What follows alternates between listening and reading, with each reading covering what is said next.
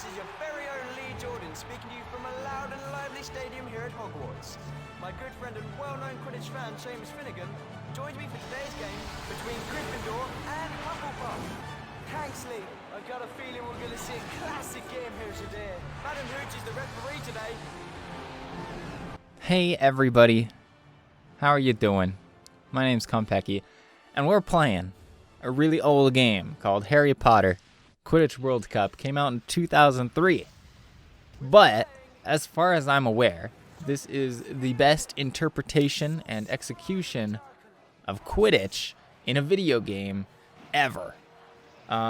So, with Hogwarts Legacy coming out, I was thinking maybe they could take some ideas from Quidditch World Cup in 2003 to make some kind of Quidditch game of their own work pretty well in Hogwarts Legacy. Now, don't get me wrong, there's a good chance there will be no Quidditch in Hogwarts Legacy. I think they'll probably have some kind of mini games, but it might just be like Wizard's Chess or something. Not necessarily a full-on Quidditch sports game like in this game here. I mean, it was worthy of a whole game to have here. So honestly, I'm definitely hoping a little bit high, but what's the point of a speculative YouTube video if not to get your hopes way too high for the actual game, right? That's my job. So Quidditch World Cup. You should see footage of it on the screen right now. It works a lot like a traditional sports game. A lot like if you were to play FIFA or NHL, you'll definitely have some muscle memory. It'll feel somewhat familiar to you, but then it's got some cool magical Harry Potter bits in as well. So at any one point in the game, you've got all your teammates on the field, but you only control one at a time. They'll fly around you, ready for passes and such as you throw around the quaffle. That's what most of the game is about, is trying to score the quaffle. Later on, you'll get to play as the Seeker to get the Snitch, but we'll talk about that in a second. So as the Chaser, you have quite a few different options you can do. If you have the quaffle, you can shoot it, you can pass it to a teammate, you can use combo passes to pass really quickly to a teammate, which don't seem to have a lot of use, if I'm going to be honest with you. If you look near the top of the screen, you'll see the UI shows the score of either team, as well as below little, I'm going to call them power-ups, but that's not really what they are. They give you access to certain moves. So right on the very far left of the Gryffindor side, you'll see that there's a broom icon. That means you have a dodge, which against Hufflepuff here isn't super useful because Hufflepuff's some garbage, so you don't really need to dodge them at all. In fact, you'll probably see that I'm just scoring after goal after goal after goal after goal.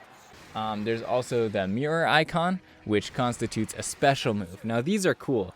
The special moves allow you to take a shot, which will always score, and they've got a few different ones that will always, and they all look cool.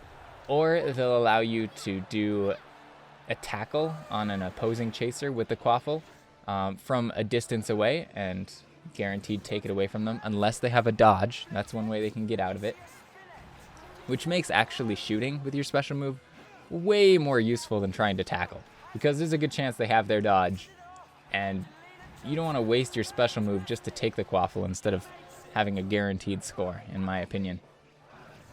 And then the third kind of normal power-up is the Bludger. Shows up second in the list, actually. This one's cool. I really like this one. So once you hit the Bludger key, which I changed to the E key,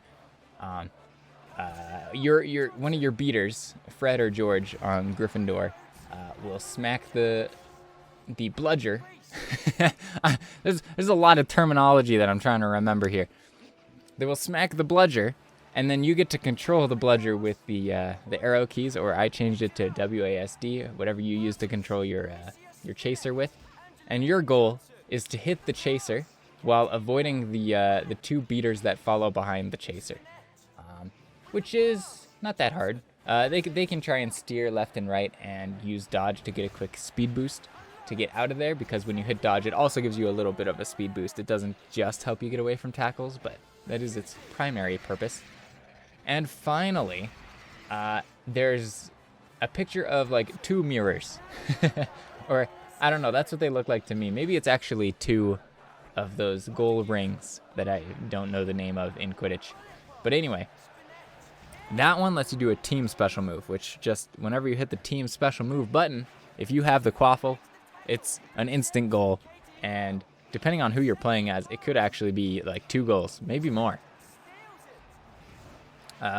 Gryffindor, for instance, has Fred and George hit the Bludger.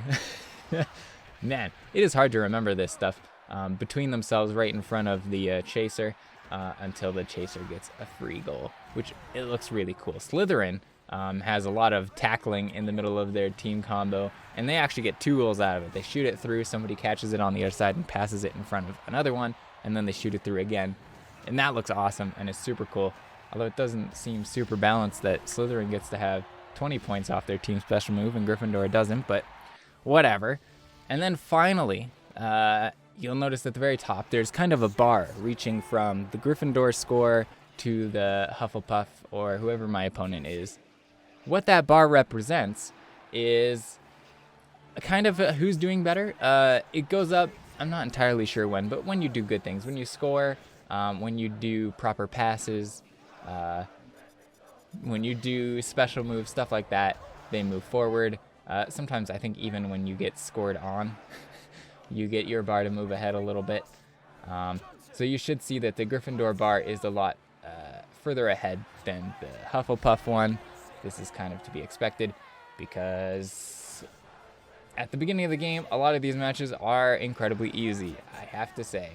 So let's skip ahead to a Seeker portion now. Playing as the Seeker, you'll see there's a bar on the left and a bar on the right. The bar on the left is your boost bar. The bar on the right is your opponent's boost bar. So obviously it gives you a speed boost, but one is a lot bigger than the other. The better your team did during the chaser portion of the game, the more boost your Seeker will get, which I imagine is how they balanced the fact that the Snitch gets you 150 points, which is some bullcrap. Not at all fair, but that's what they did to fix it. And I think that's a really smart idea. So if you scored 100 points and your opponent scored 20 points before the end of the game, you should have an advantage going into the Seeker portion. You know, you played better than your opponent did. So this is what they did. They give you extra boost to make it so that your Seeker is more easily able to get the Snitch. Beyond that, when you're following the Snitch, it's extremely simple. You just try to stay within the little trail that the Snitch leaves behind it, and that refills your boost meter. And then you boost. And that's it. You get the Snitch that way. And there we go. That's how Quidditch works in Quidditch World Cup. It's pretty cool, and I think Hogwarts Legacy could use a lot from that. The game actually starts out with giving you a few tutorials, which are extremely hard to follow, I have to say. The tutorials are not good. They're bad. They're really bad. It's hard to understand, due in part to the fact that the music in this game is so blaringly loud that you cannot hear the voice actors over anything, no matter what. It's so annoying, and there's no way to change the audio levels in this game because it's from 2003. Speaking of annoyances, the mouse doesn't work in this game at all. Moving the mouse does not control the menus. And in fact, you may not want to bind any of the controls to the mouse, even though I did, because if you do, and you move them around the mouse whatsoever, moving the mouse passes the quaffle. And that's so annoying. I hate it. It took me so long to understand why I was passing the quaffle in one of the tutorials, and I just didn't understand why. So, once you've beaten all 3 houses, all 3 of the Hogwarts houses, the game moves on to the real meat and potatoes of the game, and you go to the actual Quidditch World Cup portion, rather than the Hogwarts Cup, or whatever it's called. In this scenario, you can play as way more teams. Japan, USA, Germany, France, so many teams. It's actually really impressive, the number of options you have to play as once you move out of the Hogwarts Cup and unlock the Quidditch World Cup. It's also at this point that you start to unlock difficulty options, so thank goodness you're allowed to raise the difficulty, because even if you don't fully understand the controls, it's not hard to easily beat the computer. I mean, against the Hogwarts houses, literally all you have to do is, as soon as they get the ball, as soon as they get the quaffle, I mean, you tackle them and then run it back and then shoot. You tackle, run back, shoot. Tackle, run back, shoot. Over and over and over again, because the tackle is really easy to use and it's really hard for them to stop you, it seems. And it's pretty dumb. But once you open up the Quidditch World Cup, things get a lot better. Your enemies get a lot stronger. Although, to be honest, I didn't unlock all of the difficulty modes for this video, because that would take quite a while to get all of the cards. The progression in this game is based off of wizards cards. The better you do, the more wizards cards you unlock. So it does take a long time for the game to become difficult. I don't know, maybe I'm just good at this game because I played it when I was like 7. I played it a long time ago. But yeah, I wonder if this game had multiplayer. You know, like online multiplayer, not local co-op multiplayer, and the controls were brushed up a bit. I bet people would play this. I bet people would play this online. I would play this online. This is cool. I should mention the game does not have like a y-axis. You're literally just playing on one plane of motion. There's just forward, back, left, and right. There's no down or up. So a more modern version of Quidditch would probably have to include another degree of freedom, hopefully. It wouldn't have to, but it would be cool. At least if the Quidditch game were a full Quidditch game and not just a Quidditch minigame in Hogwarts Legacy, I think it would have to. But in Hogwarts Legacy, if they had something like this, I would be impressed. Honestly, just make Quidditch World Cup and have it modern so that it actually works with a mouse. Please. That would be awesome. I would not be at all discontented with anything like that. This is a really cool game. And I hope it gets some modern rework or something like that. A retry. Because the controls are so weird now. But it works. It works and it's fun. I like this game. So yeah, that's my video. Hopefully, Hogwarts Legacy has something like this. Maybe better. I doubt it, honestly. I think that they're really trying to focus just on the RPG aspects of the game and improve those to a beautiful shine, and I will not take away anything from that if that's what they do. But if somehow they have included Quidditch and they take some lessons from Quidditch World Cup here, I'll be very happy. Thank you very much for watching. My name is Khanpeki, and I hope you have a dandy day.